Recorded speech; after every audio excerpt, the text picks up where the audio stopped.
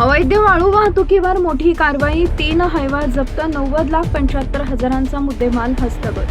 Parbhani police अधीक्षकांच्या विशेष पथकानं गंगाखेड तालुक्यातील गोपा व नरळत शिवारात अवैध वाळू वाहतुकी विरोधात मोठी कारवाई करत 3 हायवा वाहनं जप्त केली. या कारवाईत वाळूसह एकूण 90,75,000 रुपयांचा मुद्देमाल हस्तगत करण्यात आला असून 8 जणांविरुद्ध गुन्हे दाखल करण्यात आला आहे. 31 मे रोजी सुमारे 8 वाजता विशेष पथक गस्त घालत असताना गोपा नरळत मरडसगाव मार्गावर वाळू वाहतूक करणारी 3 हायवा वाहने संशयास्पद अवस्थेत आढळली. पोलिसांनी वाहनं थांबवून तपासणी केली असता क्षमतेपेक्षा अधिक वाळूची वाहतूक होत असल्याचं निष्पन्न झाले. प्राथमिक चौकशीत शासनाच्या मालकीच्या गौण खनिजाची चोरी, अवैध उत्खनन, महसूल बुडवणे तसेच पर्यावरणाची हानी करून वाळूची अवैध वाहतूक व विक्री केली जात असल्याचं समोर आले.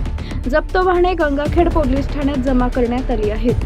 पोलीस कर्मचारी सूर्यकांत ताटे कोमलवार यांच्या फिर्यादीवरून भारतीय न्याय संहितेच्या विविध कलमान्वये 8 जणांवर गुन्हा दाखल करण्यात आला. या कारवाईमुळे अवैध वाळू माफियांमध्ये खळबळ उडाली असून महसूल व स्थानिक पोलीस यंत्रणेच्या भूमिकेची चौकशी करण्याची ही मागणी पुढे येते. टाइम्स ऑफ महाराष्ट्रसाठी अनिल शेठे, परभणी जिल्हा प्रतिनिधी यांचा रिपोर्ट.